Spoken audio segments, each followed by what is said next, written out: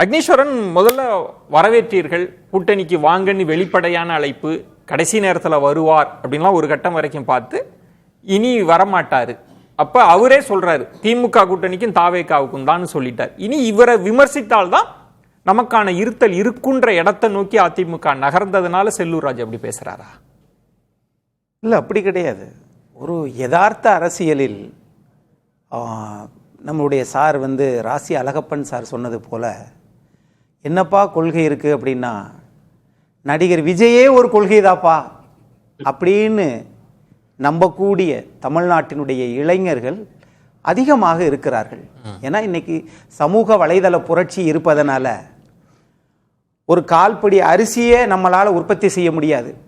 ஆனால் ஒரு அரை மணி நேரத்தில் ஒரு 10,000 வியூ நம்மளால் கொண்டு வர முடியும்னா மனம் இலகுவானதை மட்டுமே நாடுகிறது.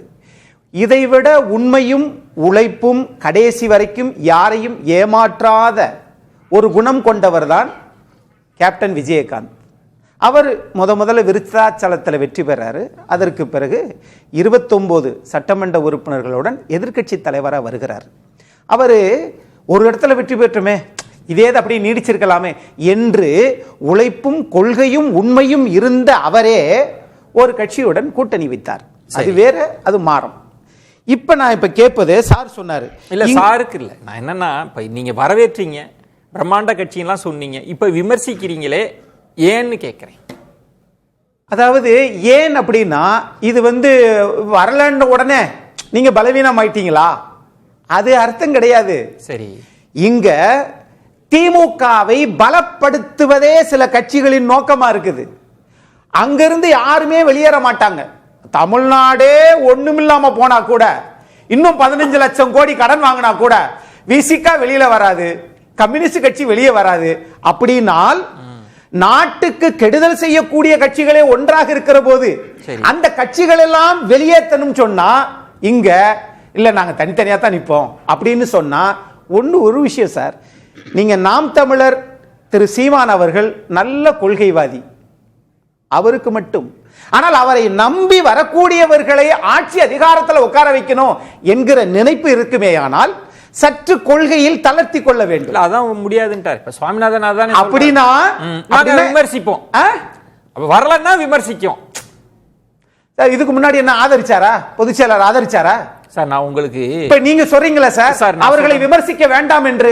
என்ன, யார் சொன்னது, எப்ப சொன்னது, ஆதாரம் இருக்கா சார்? நான் தான் செய்தியாக வந்ததுன்னு இந்த செய்தி நான் உங்களுக்கு இல்ல, செய்தியே இல்ல. இவர்களாக கட்டுக்கதையை ஏறிவிட்டு இன்னொரு விஷயம் ஒரே அம்மையார் தேமுதிக தலைவர் என்ன சொல்றாங்கன்னா, நாங்க தான் ஜெயலலிதா அம்மா படத்தை போட்டு அந்த பாணியில அவங்க போறாங்க, அதே மாதிரி இந்த பக்கம் நாங்க தான் அடுத்த புரட்சி தலைவர் அப்படின்னு சொல்லித்தான் விமர்சிக்காம இருக்கிறாங்க அதிமுகவை. ஏன்னா வாக்குகள் எல்லாம் ஓட்டா மாறிடுமா.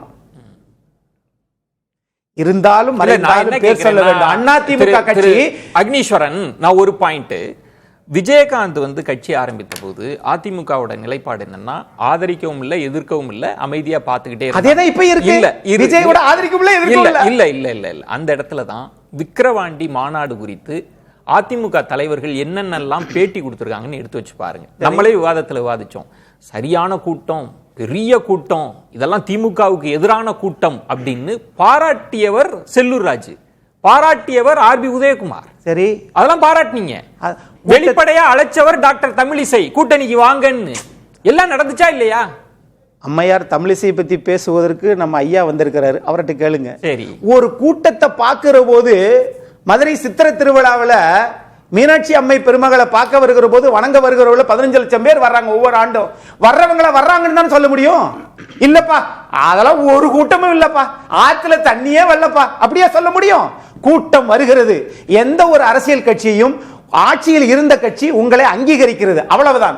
உடனே இவங்க கொள்கை அப்படின்னு பாத்தீங்கன்னா, இந்த என்ன கொள்கை? நான் இப்படி சுவாமிநாதன் சொன்ன மாதிரி இனி அதிமுக விஜயை விமர்சிக்கும்னு புரிஞ்சுக்கலாமா, தாவேகாவை விமர்சிக்கும்னு புரிஞ்சுக்கலாமா? நம்ம பேசுவதனால் அவர்கள் விமர்சிக்க போறாங்க. திரு எடப்பாடி பழனிசாமி நாளை இருந்து எடுத்து இவர்களை விமர்சிக்க ஆரம்பிக்க போகிறார். அப்படி நம்மள கட்டமைக்க முடியாது. நான் கட்டமைக்கல, கருத்து சொல்லலாம், கருத்து சொல்லலாம். இங்க ஒரு கொள்கை அப்படின்னு வருகிற போது திரு கக்கன் ஐயா அவர்களை சத்தியமூர்த்தி ஐயா கொண்டு வந்தார். கடைசி வரைக்கும் அந்த நேர்மையோட வாழ்ந்தார். அதே மாதிரி தான் காமராஜர், பெருந்தலைவர் காமராஜர் வந்து அம்மையார் நிலக்கோட்டை பொன்னம்மா அவங்கள கொண்டு வந்தாங்க. அந்த மாதிரி இவங்க சொல்லும்போது சொல்றாங்கல்ல, இல்லப்பா நான் என்ன நினைக்கிறேன் அக்னீஸ்வரன் உங்கள்ட்ட வந்துட்டாருப்பா.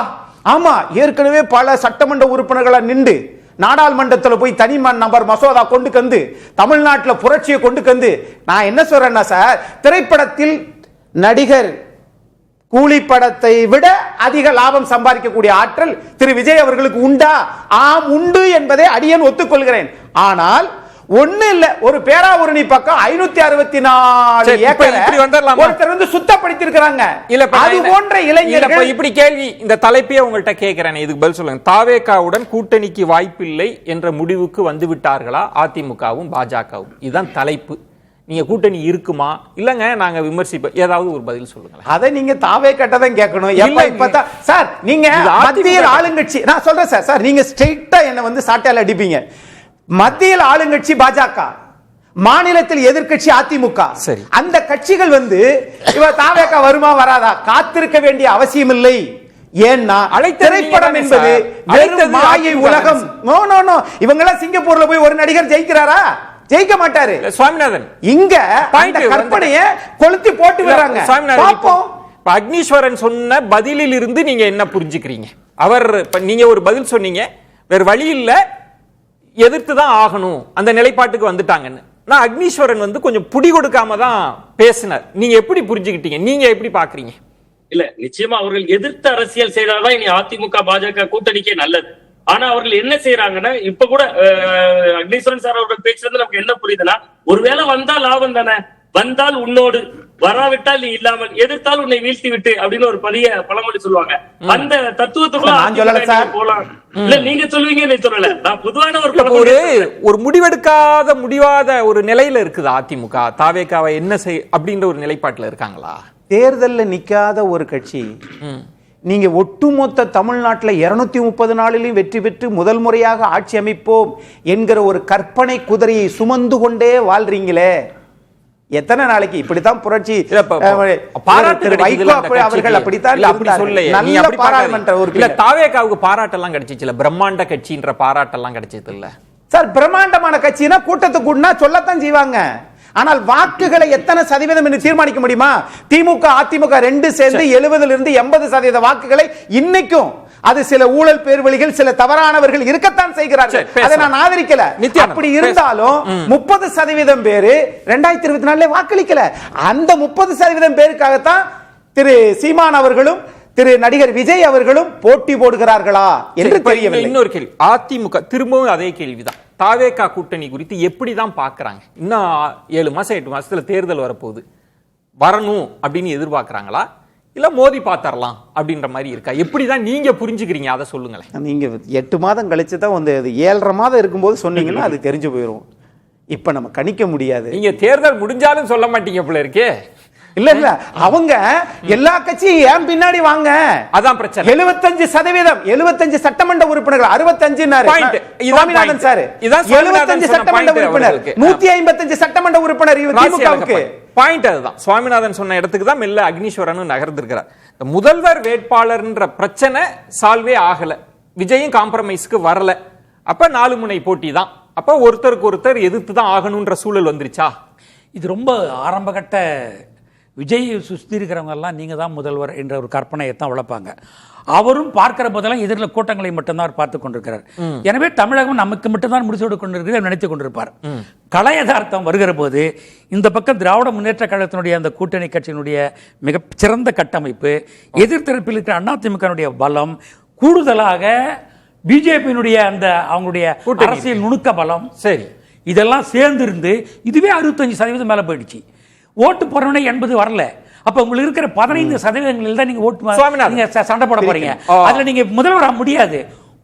முதலாக வரக்கூடிய வாக்குகளை பெறலாம்.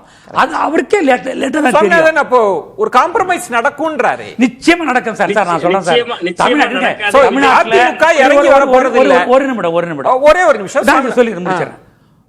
கலைஞர் கருணாநிதி அவர்கள், கேப்டன் விஜயகாந்த் அவர்கள் தன் பக்கம் வருகிறார், கனி விழும் என்று அவர் சொன்னார். ரெடியா இருந்தாங்க.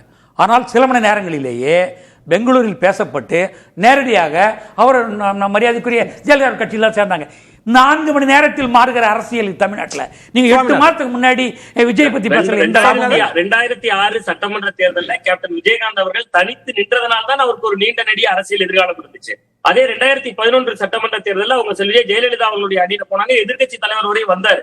ஆனா அந்த கட்சியினுடைய எதிர்காலம் இன்னைக்கு என்னவா இருக்கு? இதையெல்லாம் விஜய் யோசித்து பார்ப்பார். சரத்குமார் ஒரு எதிர்பார்ப்போடு கட்சி ஆரம்பித்த சமத்துவ மக்கள் கட்சி என்ன ஆனது? ஒரு பெரிய எதிர்பார்ப்போடு இருந்த மக்கள் நீதி மையம் திமுகவுக்குள் போய் கரைந்து போன விஷயத்தையும் விஜய் பார்ப்பார். சோ அவரை பொறுத்த வரைக்கும் நீடித்த நிலைத்த ஒரு அரசியல். நீங்க திரு சரத்குமார் அவர்களையும் விஜய் அவர்களையும் ஒப்பிடுவது சரியில்லை. அவர் கொண்டு போய் பாஜக சேர்த்துட்டாரு.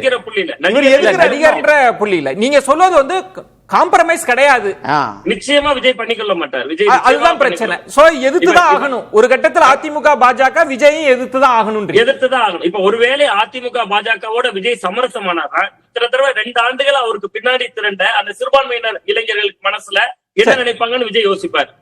இன்னொன்னு, அவர் திரைத்துறையோட உச்சத்தை விட்டுட்டு அவரோட நடிப்பு எல்லாத்தையும் ஒதுக்கி விட்டுட்டு வருகிறார். அப்ப அவர் முதல்வர்ங்கிற நம்பிக்கையில தானே வருவார். அது காலம் தள்ளி போகலாம், ஆனா உடனடியா இல்லாட்டாலும் காலம் தள்ளி போகலாம் ஒரு விஷயத்துலதான் அவர் நிற்பார்.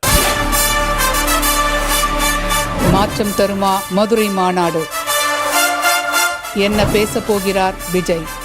என் நெஞ்சில் குடியிருக்கும் என்னுடைய எகிரும் எதிர்பார்ப்புகள், அரசியல் பார்வையாளர்களின் ஆழமான அலசல்கள். விஜய் கட்சி 2026 தேர்தலில் என்ன முடிவு எடுத்தா சரியா இருக்கும்னு நினைக்கிறேன். இன்னைக்கு தமிழ்நாடு அரசியலில் திமுக யாராவது ஒருத்தரை பார்த்து பயப்படுதுன்னா அது விஜயை பார்த்து தான். அவர் பேச்சும் தரமா இருக்கும், செயலும் தரமா இருக்கும், சம்பவம் ரொம்ப தரமா. பிரத்யேக நேரலைகள், நொடிக்கு நொடி அப்டேட் களத்திலிருந்து. புதிய தலைமுறை டிஜிட்டலில் நாள் முழுவதும் மாநாடு 2.0.